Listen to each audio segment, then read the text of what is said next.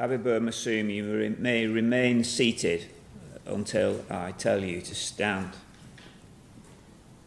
You have been found guilty of the murder of your wife, Kulsuma Akter. As her brother, Emrah Hussain, and her sister-in-law, Minara Begum, explained in most moving impact statements, the terrible and unimaginable pain of her loss has had a huge impact on her parents, siblings, family, and friends. They have described how the massive loss of Kulsuma has left a deep and painful void, which the family feel on a daily basis. They now face a life sentence of grief with no release date. Kulsuma's son will never know his mother. For the grave offence of murder, there is only one sentence prescribed by law, and that is imprisonment for life. And that is the sentence that I shall impose upon you in due course. However, I am required to determine the minimum period you should serve in prison before you are eligible to be considered for release on parole. To decide the minimum term, I must consider the facts of the case. I must be sure to the criminal standard of the factual basis of my sentence. I've had help from the sentencing notes and oral submissions from both prosecution and defence, for which I am most grateful. I also have to sentence you for 4 other offences: assault by beating, making a threat to kill, stalking involving a fear of violence, and possession of a bladed article. Kulsuma Akter was born on the 2nd of April 1997 and was aged 27 years at the date of her death. You met and married Kulsuma in Bangladesh, and you moved to the UK in the March of 2022, having finished your degree in English literature, to do a course of marketing here at the University of Bedfordshire. You travelled on a student visa, with Kulsuma accompanying you. Whilst you initially lived in Dunstable, but then moved to Burnley, Kulsuma lived with her brother, Actor, in Oldham, and worked at Park's Bakery. When Kulsuma blocked your messages, you went to see her in Oldham on the 4th of August. You'd bought a knife and brought it with you. You went to her workplace, and then when you couldn't find her, you went to the tram station in front of where she was living and stayed there all day waiting for her. When the police found you, you were half conscious. When asked about matters at the hospital, you said that you felt like you would kill her, and that when you fought with her, you felt like you were going to kill her and or yourself. You were advised to go to a GP, which you never did. You had a marriage celebration on the 7th of September 2022 and began to live as husband and wife. On the 23rd of January, in January 2023, Kulsuma fell pregnant. And in July 2023, there was an argument which resulted in Kulsuma leaving the house, as she believed that you had divorced her by screaming, as you described it, talaq 3 times at her. She went to her family and you messaged her and constantly called her, telling her that you were going to do crazy things because she was not with you and was at home. You kept asking her, where was the kitchen knife? Given what you were saying about knives, the family were worried for your safety as well as Kulsuma's and called the police. I now turn to the events of the 23rd and 24th of November 2023, which resulted in counts 3 and 4 on the indictment. Kulsuma was on maternity leave and received a text from a colleague at work asking if she was working. It was your habit to check her phone, and such was your controlling behaviour, she needed to ask for permission before she went to meet anyone, even her own family. The message incensed you and sent your jealousy into overdrive. You threw her phone against a wall and assaulted her, slapping her face while she held your son on her lap. You also held a knife to her throat, stating, "I'm going to murder you, and the police will be taking me. And tell me what your relationship is with him, or I will kill you." Kulsuma then acted very sensibly in calling the police and locking herself in the bathroom when they came. She set out in a statement that she was very frightened. When you were holding the knife, she believed what you were telling her. She told the police that because of how scared the incident had made her, she did not want to stay with you. As a result of what she knew of your behaviour, Kulsuma was able to predict to her sister-in-law, "I will be killed. You may find my dead body someday," and asked her sister-in-law that if you killed her, would she look after your son. You were arrested and detained, and it speaks volumes for your attitude to the law that when given permission by the police to make a phone call, you called your brother and told him to make contact with Kulsuma. Subsequently, you were to ignore bail conditions, not to contact Kulsuma directly. Kulsuma was found a place in a refuge. The state had done what it could to protect her from you. But she made a mistake in posting a message which allowed you to track her location. It is indeed a sad fact that it can be very difficult to entirely protect a woman in a refuge from a determined and cunning man intent on confrontation. Kulsuma settled into the refuge and made some friends, and her family arranged for you to see your son on a couple of occasions, as you not adequately pursued your ability to do so through social services. At this time, neither your professed love for Kulsuma or depression prevented you from being on Tinder to find a date. Next, you threatened the 5 members of Kulsuma's family who live in the UK. You messaged Kulsuma's brother, stating, "If I don't get my family back by the 1st, I will kill everyone." And messaged Kulsuma on Snapchat, stating, "I will kill 5 of them." You then did a daily countdown.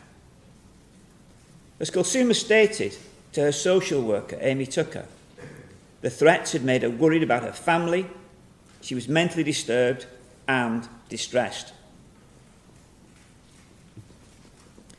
You then travelled from Oldham to Bradford so that you could confront her. In the late evening of the 28th of March, you were captured on CCTV, loitering in the area of the refuge. Next day, the 29th, you sent Kulsuma a Snapchat video of Bradford Interchange railway station with a message saying that you'd come to her town, and 20 minutes later, a video showing the outside of the refuge. You wanted her to know that you had tracked her down. You were cunning enough to use Snapchat so that the messages disappeared after they were read.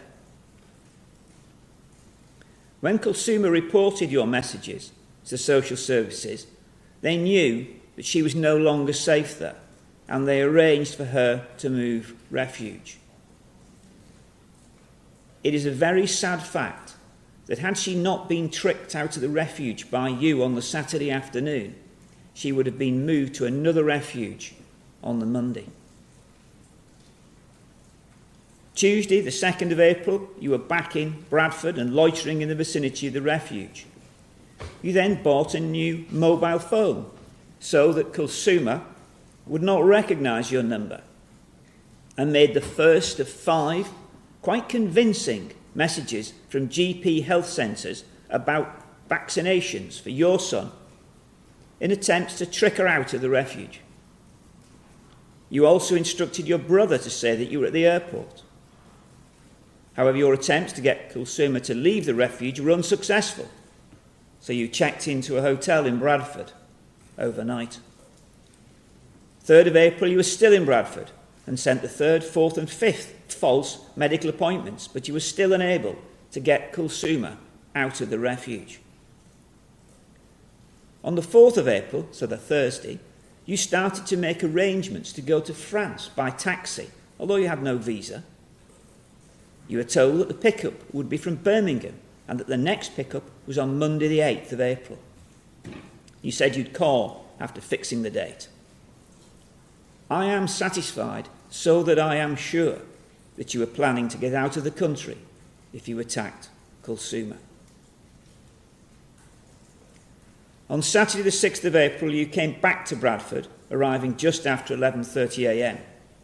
You had a knife with you. You loitered in the area around the refuge for 3.5 hours, waiting for Kulsuma to come out.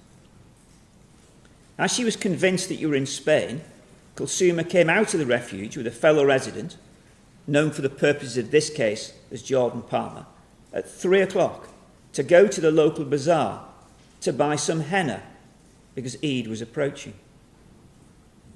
When Kulsuma got to the bazaar, she was met with you coming out.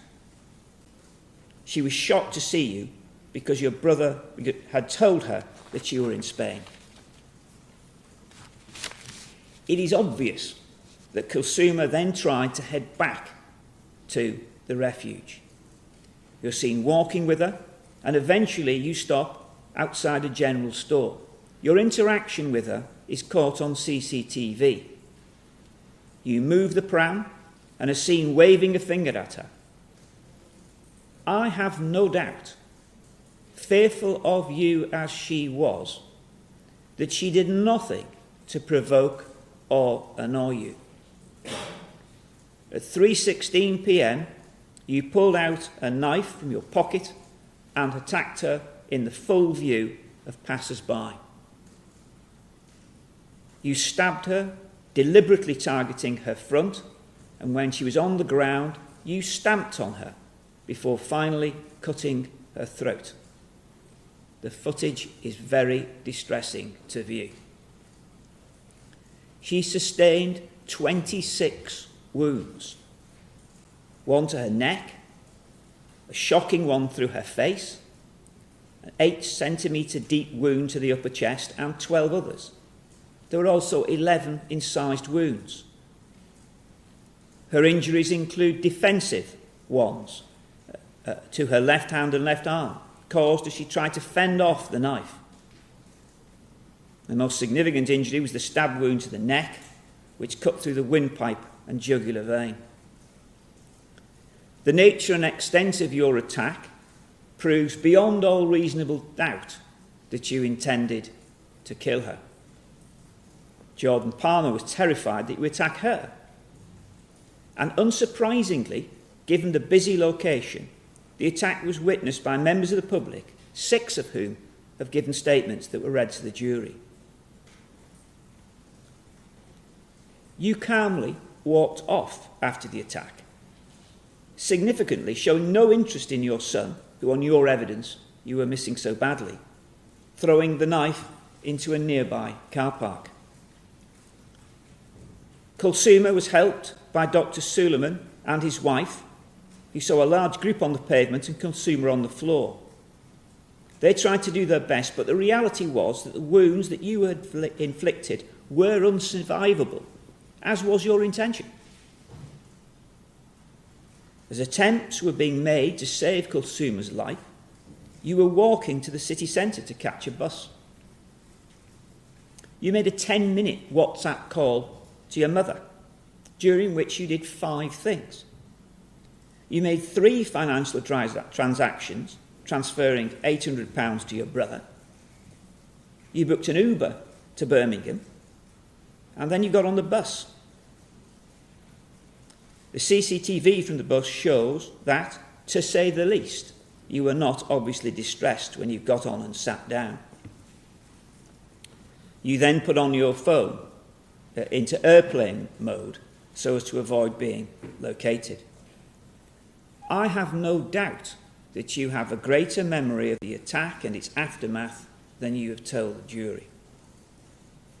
By the following day, Sunday the 7th, you travelled south to Aylesbury and were caught on CCTV buying new training shoes and a mobile phone, whilst accompanied by another man. You had your hood up to hide your face. You made attempts to avoid being recognised before you could leave the country. You changed your facial appearance, shaving your beard, cutting your hair. You wore a different coat, different trousers, different footwear. But you were then unlucky. You had a problem with your jaw, which had locked on previous occasions, and whilst yawning, it dislocated again. But for this, I have doubts you would have been apprehended before you left the country. You went to Stoke Mandeville to get some emergency treatment, and although you gave a false name, you were eventually arrested in the car park in the early hours of the 9th of April.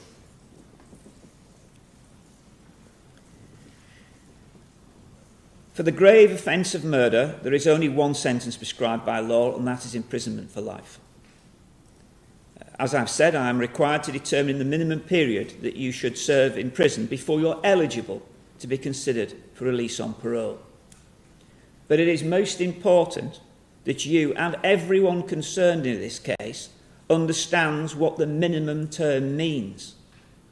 The minimum term is not a fixed term after which you will be automatically released, but the minimum term that you will spend in custody before your case can be considered by the parole board. It will be the parole board, if you have not been deported, who will say at that time whether or not you have been released. If and when you are released, you will still be the subject of licence, and this will be the case for the rest of your life. If for any reason your licence were to be revoked, you would be recalled to prison to serve your life sentence in custody. In coming to the appropriate minimum term, I must first decide where this case falls within the section of the Act that is relevant and Schedule 21. Here, you took a knife to the scene to have it available to use as a weapon, so the starting point is 25 years. I am sure that you had no thoughts of self-harm on the 6th of April. The knife was bought and taken to the scene with only one use in mind. Every case will be subject to its own specific and individual features of aggravation and mitigation, and in all cases, what must be achieved is a just result. I now turn to the relevant aggravating and mitigating factors.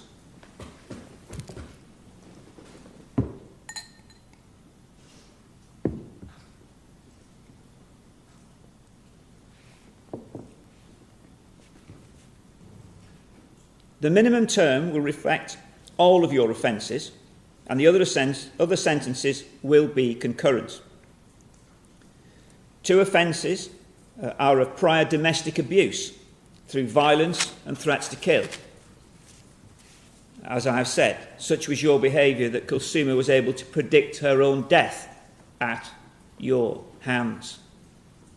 You stalked Kulsuma when she was still in the refuge, causing her to have a legitimate fear of further violence. I will not double count your behaviour reflected in these offences within the other aggravating factors. Your murder of Kulsuma was the most serious of domestic abuse offences. As set out in the relevant guidelines, such offences are rightly regarded as particularly serious within the criminal justice system because they represent a violation of the trust and security that normally exists between people in an intimate relationship. Kulsuma was your wife and the mother of your son.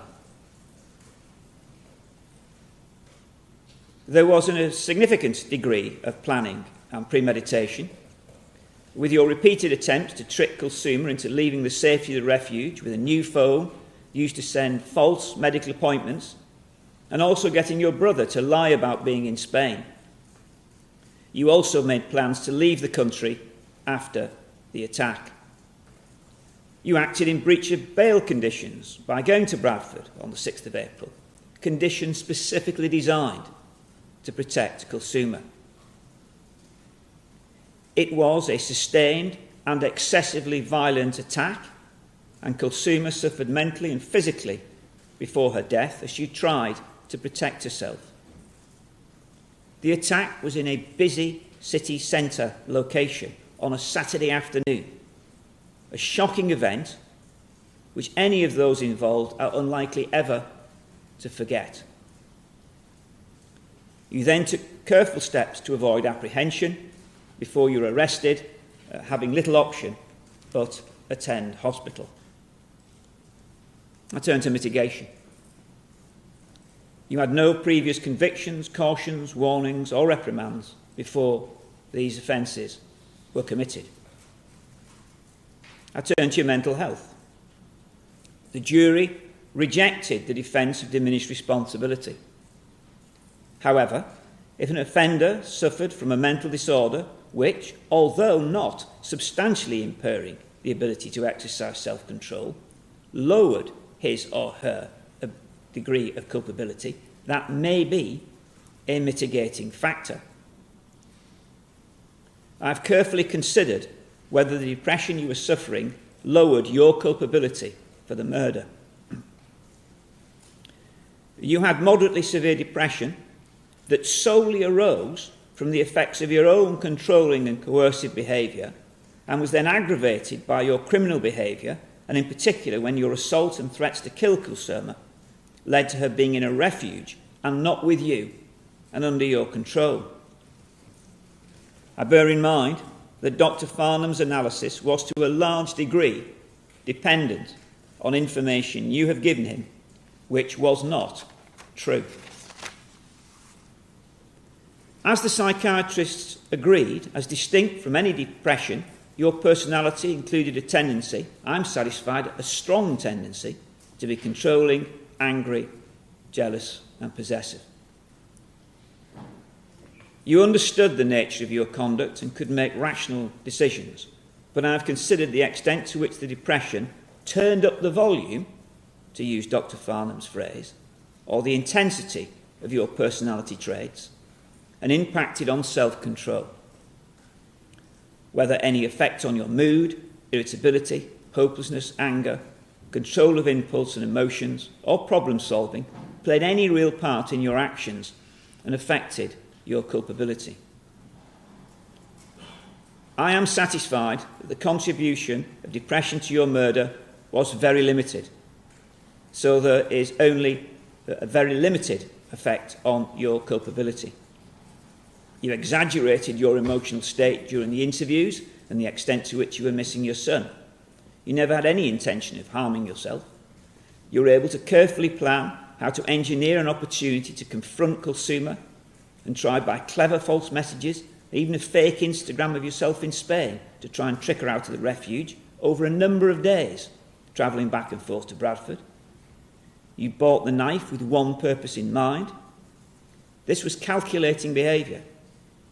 You also made arrangements to get out of the country, and your actions after killing Kulsuma were calm and collected. You never lost self-control. Any proper balancing of aggravating and mitigating circumstances requires a substantial uplift from the starting point. Anything other than that would be wholly wrong. I turn to the other offences. Threats to kill. In my judgment, this is category A1 in the relevant guideline, as there was a knife used. It caused serious distress to Kulsuma and had a considerable practical effect as she had to leave her home. Starting point is 4 years custody. It was aggravated by being an offence of domestic abuse, and I would also have reflected the assault offence, for which I would have imposed a concurrent sentence in any event. Stalking. In my judgment, this is on the border between B1 and C1. It was intended to maximise fear and distress. You have, as I said, the mitigation of no previous offences. You've also pleaded guilty to having an article with a blade or point. This was an essential ingredient within the murder offence and reflected within the starting point chosen. I have taken into account the principle of totality when considering the impact of these offences on the minimum term. Credit must be given for time on remand. You'll have spent 467 days in custody for this offence. Associated matters. I direct that if the surcharge applies in this case in respect of any of the offences, it should be drawn up in the appropriate amount. A transcript of the sentencing remarks will be attached to your file for the benefit of the parole board. I wish to praise the brave actions of the members of the public involved, and in particular I commend the actions of Dr. Suleiman and his wife, and also the work done of the emergency services and of the police. Everything that could be done was done to try and save Kulsuma's life. I also wish to publicly recognise the work of the West Yorkshire Homicide and Manger Inquiry Team in the apprehension of you before you left the country and in the investigation of the offences, just on one element of which will have been the obtaining and viewing of many hundreds of hours of CCTV. A considerable amount of dedicated work has gone into securing justice for Kulsuma Akter. Stand up.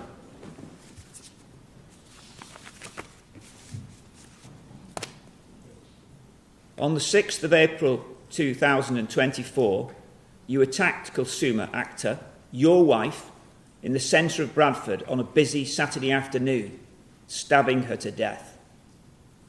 You had spent days stalking Kulsuma and trying to trick her out of the safety of the refuge so you could confront her. She was in that refuge because of your violence and threats. Your intention was that if she did not leave and come with you, that you would kill her. After several unsuccessful attempts, you succeeded in getting her to leave by getting your brother to lie to her that you'd gone to Spain. You then had what you were waiting for, the chance to confront her. Within 15 minutes, you had viciously and mercilessly attacked her in the plain view of passers-by.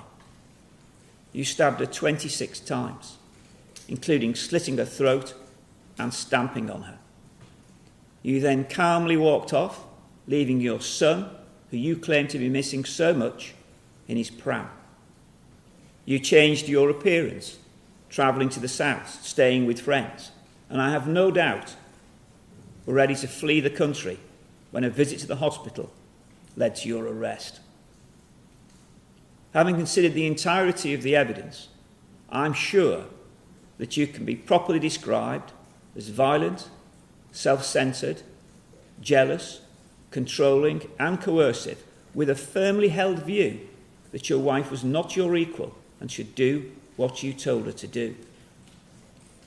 You stole a precious young life in a brutal and merciless fashion because of your self-interest and refusal to accept Kulsuma's right to a life free from your violence and controlling behaviour.